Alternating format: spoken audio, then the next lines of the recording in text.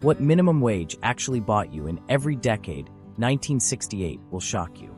What if I told you that in 1968, a teenager working part-time at minimum wage could afford things that today's full-time minimum wage workers can't even dream of? What if I showed you that there was a golden era when the lowest paid job in America actually provided dignity and hope? I'm American Economic Nostalgia, and today we're going on a journey through 80 years of American minimum wage history. And I promise you, the year 1968 will completely change how you think about work, wages, and what it means to make an honest living in America. If you've been following my series about what money could buy throughout American history, you know I don't just throw around claims without backing them up. I've shown you what $20 and $100 could purchase in each decade. Today, we're looking at something even more personal, what the lowest wage in America could actually provide for working people. This isn't just about numbers on a paycheck. This is about dreams, dignity, and the promise that if you work hard in America, you can build a life. And sadly, it's about how that promise has changed over the decades. I want you to imagine yourself in different decades, working that entry-level job. Maybe you're 16, saving for your first car.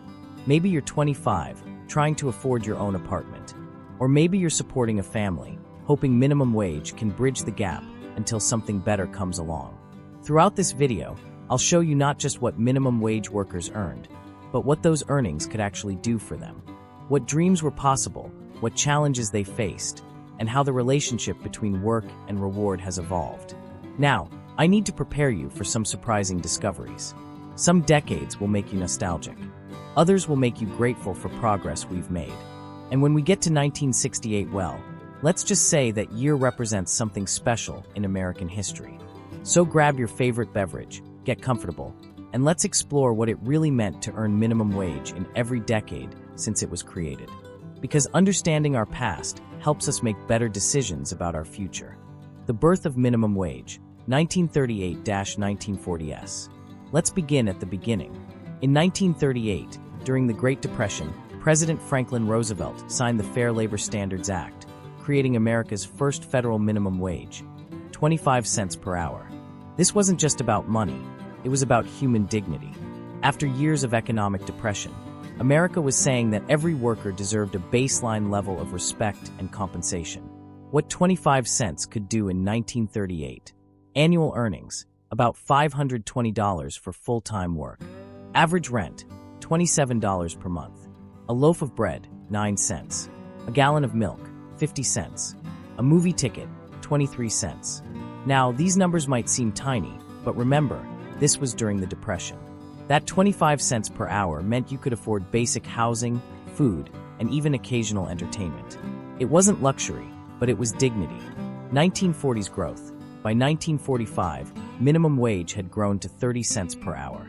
Post-war America was booming, and even the lowest paid workers were participating in that prosperity. The foundation. What's beautiful about this era is that minimum wage was designed with a clear purpose, ensuring that full-time work could provide basic living standards. This principle would guide policy for the next 3 decades. The golden years, 1950s to 1960s, building the dream. The 1950s and early 1960s were when minimum wage really started to mean something powerful in American life. 1950, stability and growth. Minimum wage, 40 cents per hour. Full-time annual earnings, about $832. What this meant, a minimum wage worker could afford basic housing and support themselves with dignity. 1956, the big jump. Congress raised minimum wage to $1 per hour, the first time it hit that symbolic dollar mark. Annual earnings, about $2,080. Average apartment rent, $88 per month. A new car, about $2,050. College tuition, public about $600 per year. Do you see what's happening here? A minimum wage worker could actually afford their own apartment, could save for a car, could even consider college. These weren't pipe dreams, they were realistic goals.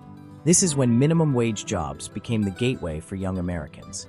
A high school student working part-time could save for college, buy their first car, or help support their family.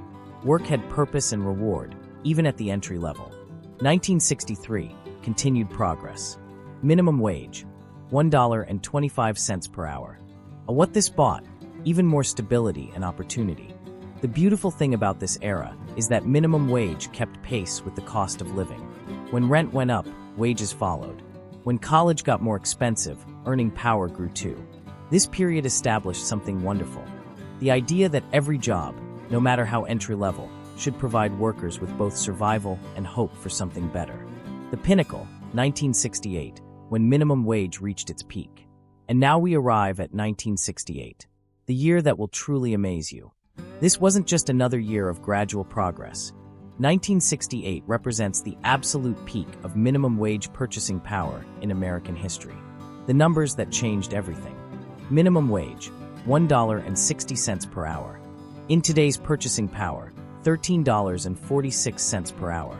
Annual earnings, about $3,328. Today's equivalent, about $28,000 annually. Let me repeat that.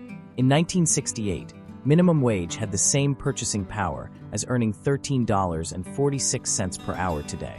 Our current federal minimum wage? $7.25 per hour. We're not even close to matching what minimum wage workers could earn 55 years ago. What $1.60 per hour could accomplish. Housing. Average apartment rent, $108 per month. Minimum wage housing budget, about $83 per month. Result, affordable housing was actually possible. Transportation. New Volkswagen Beetle, $1,799.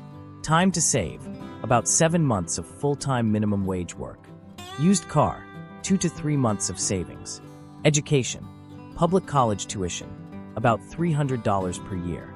Community college, often under $100 per year. Result, college was accessible to minimum wage workers. But here's what really makes 1968 special.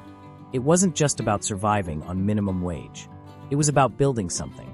A minimum wage worker in 1968 could, alive independently, save money each month, plan for the future, support their education, help their family, participate in the growing economy. This level of earning power meant that minimum wage jobs were stepping stones, not traps. Young people could work their way through school. Adults could use these jobs to transition between careers or supplement family income meaningfully. Why 1968 was the peak? Several factors aligned perfectly. Strong economic growth, political commitment to worker welfare, a low inequality, a reasonable housing costs, accessible education costs. But if 1968 was the peak, what happened next? How did we go from minimum wage providing dignity and opportunity to, well, let's explore how things changed. The turning point, 1970s, when progress stalled. The 1970s were when the golden age of minimum wage began to fade.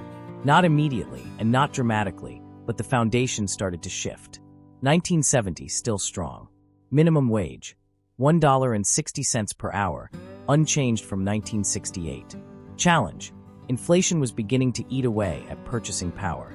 1974, trying to keep up. Minimum wage, $2 per hour. Purchasing power, starting to decline as costs rose faster than wages. The 1973 and 1979 oil crises changed everything. Suddenly, the cost of living shot up while wage increases couldn't keep pace. For the first time since the 1930s, minimum wage workers were losing ground. 1978, the struggle begins. Minimum wage, $2.65 per hour. A real purchasing power, significantly lower than 1968. New reality. Minimum wage was no longer enough for independent living in most areas. This is when minimum wage started transforming from a living wage into supplemental income. Instead of supporting independent adults, it became primarily for teenagers and second incomes. Society began changing its expectations. Instead of asking, how can we ensure minimum wage provides dignity? We started asking, isn't minimum wage just for kids anyway? This shift in thinking would have profound consequences for the decades to come. The Reagan years, 1980s, when philosophy changed. The 1980s brought a fundamentally different approach to minimum wage. The focus shifted from ensuring livable wages to trusting market forces to determine value. 1981, the freeze begins. Minimum wage, $3.35 per hour. Key change, this rate would stay frozen for nearly a decade. From 1981 to 1989, minimum wage didn't change at all. Meanwhile, inflation continued, housing costs rose, and college became more expensive. For the first time in decades, minimum wage workers were actively losing purchasing power each year. What this meant in practice: 1981 purchasing power, equivalent to about $10.50 today.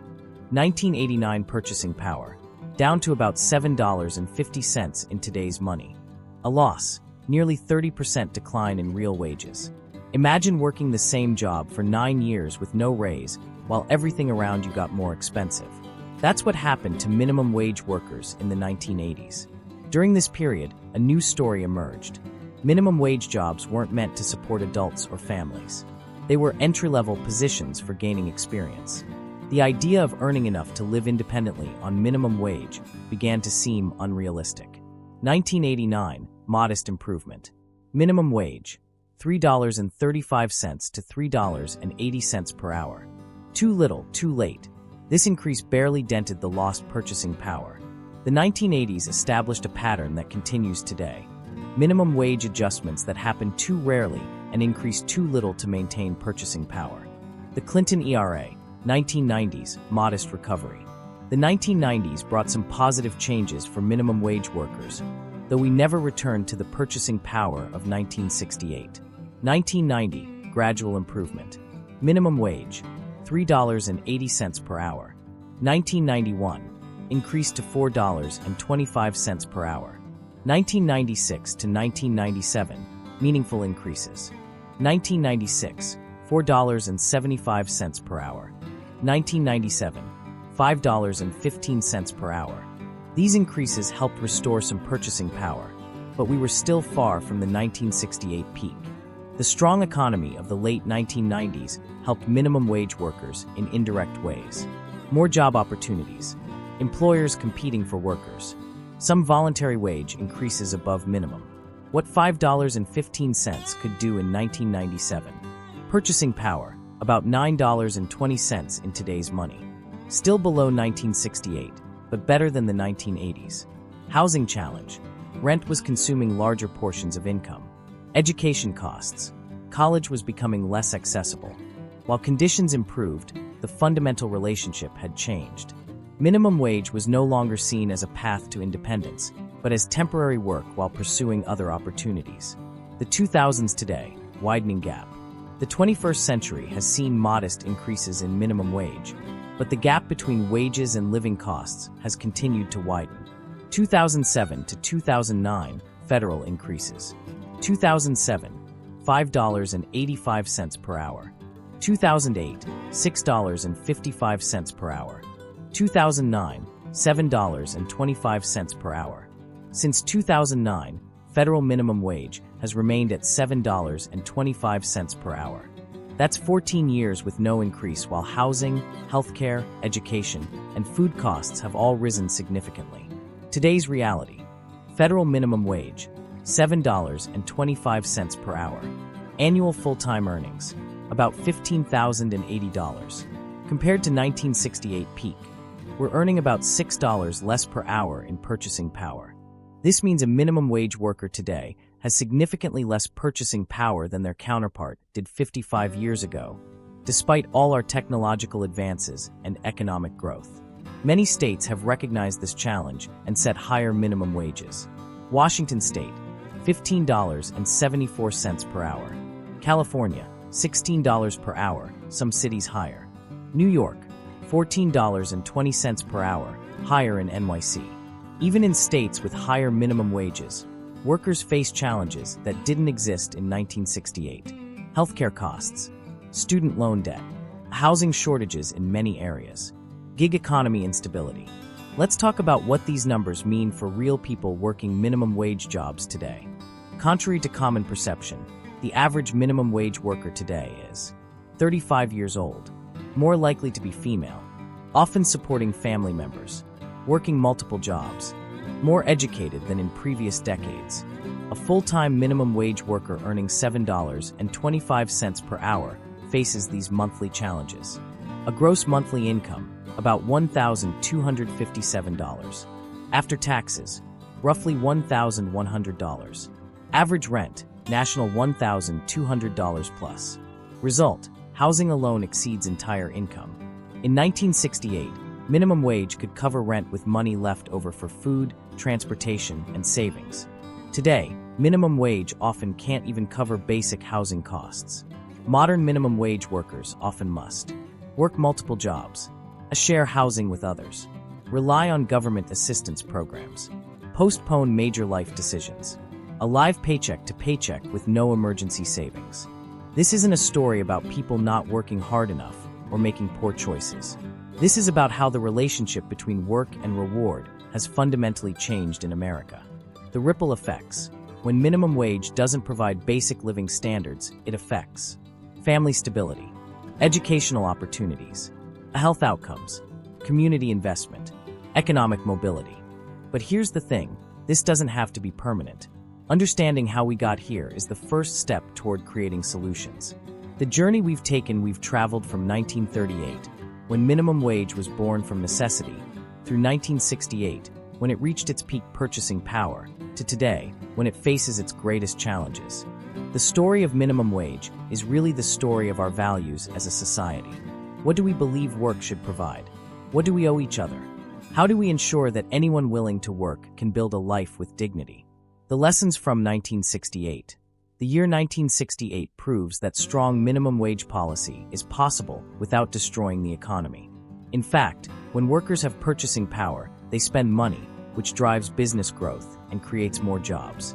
It's a positive cycle that benefits everyone.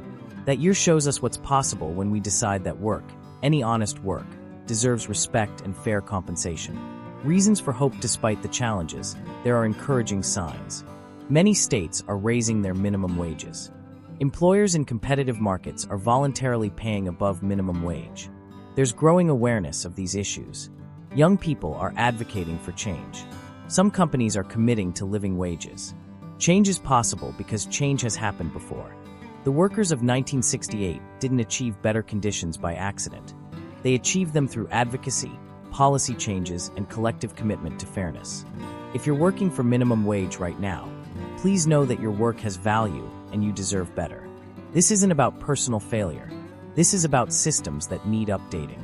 If you're not currently affected by minimum wage, remember that stronger wage policies benefit entire communities through increased spending and reduced need for government assistance programs. The solution isn't to go backward, but to apply the principles that worked in 1968 to our modern economy. Regular wage adjustments that keep pace with living costs. Recognition that full-time work should provide basic dignity. Understanding that when workers prosper, everyone prospers. I'd love to hear your experiences in the comments. Have you worked minimum wage jobs? How has it affected your life or the lives of people you care about? What changes would make the biggest difference? Your stories matter because they help us understand the human impact of these policies. The history of minimum wage shows us that progress is possible. We've done it before, and we can do it again. Every previous generation faced challenges that seemed impossible until they were solved. Whether you're working minimum wage, employing others, or simply interested in creating a fairer society, you have a role to play in writing the next chapter of this story. If this video helped you understand something new about American wage history, please give it a thumbs up and share it with others. Subscribe for more deep dives into economic history that affects real people. And remember, understanding our past helps us build a better future. Together, we can ensure that the next chapter of the minimum wage story is one of progress, dignity, and hope. Thanks for joining me on this journey through time. See you in the next video.